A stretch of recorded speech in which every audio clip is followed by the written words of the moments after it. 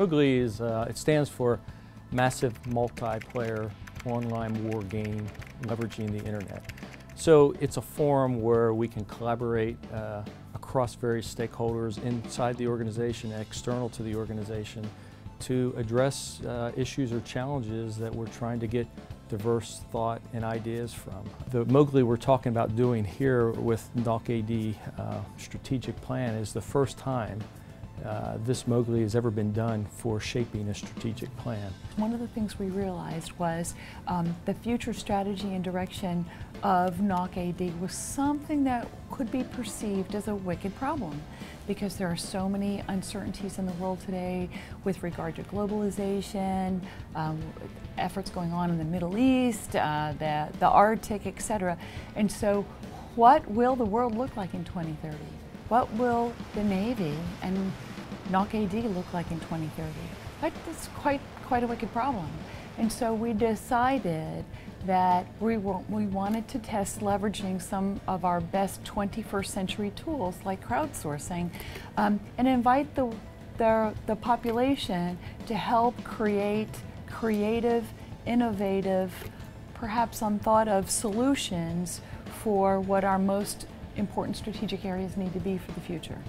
We've been very innovative in naval aviation for a long time, but I think we've kind of lost the edge a little bit. We need to start thinking out of the box again about how are we going to operate in very large, open ocean maritime environments. How are we going to deal with a near-peer threat? We're not just dealing with an asymmetric threat anymore. So we've got to be more innovative than we have ever before, I think, for those reasons.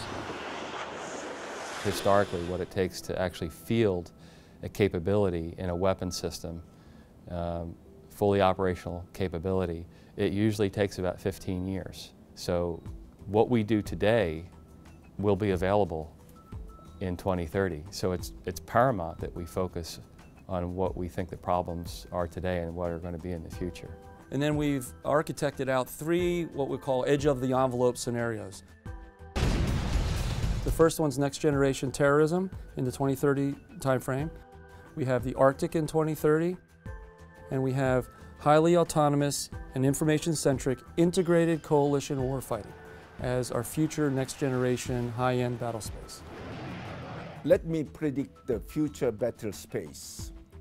It will be a war with many unmanned vehicles. Therefore, the way to victory is how to control them. Also, gathering, processing, and analyzing and integrating the information will be a key to victory.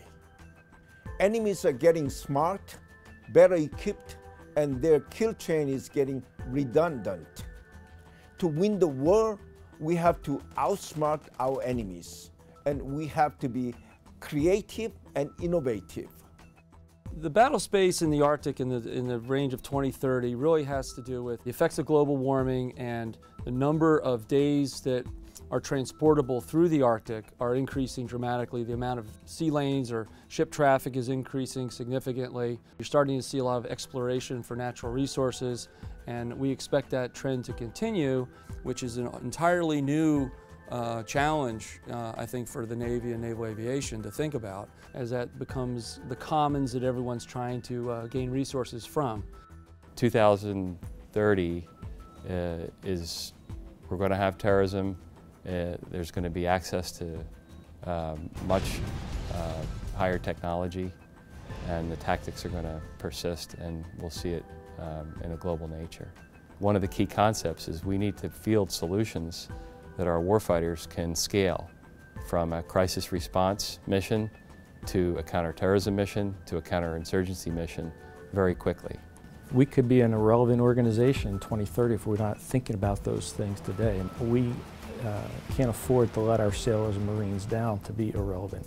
We as a country, we can't afford that. So we've got to be focused on that, and we've got to make sure that we're thinking about that constantly and being innovative in, being there with those technologies, those capabilities, leveraging from all others as well.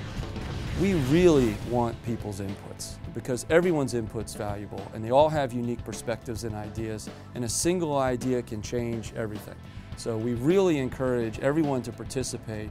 This is about us as a collective, as a group, as an organization, as an enterprise. For anybody who's interested in understanding more about Mmowgli, you can either go to the portal or you can go directly to the site to get an account to begin to register for gameplay.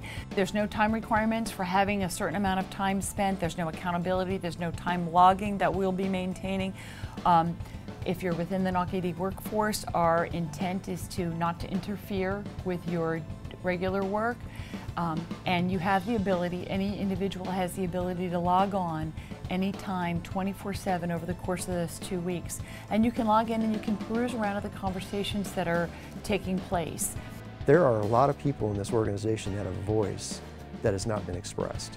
And so this Mmowgli is a way for us to get to the lowest level of the organization, allow them in a non-threat environment to put their perspective out there and have it challenged in a non-threatening way, such that maybe they can think differently than they did before, and that idea will grow.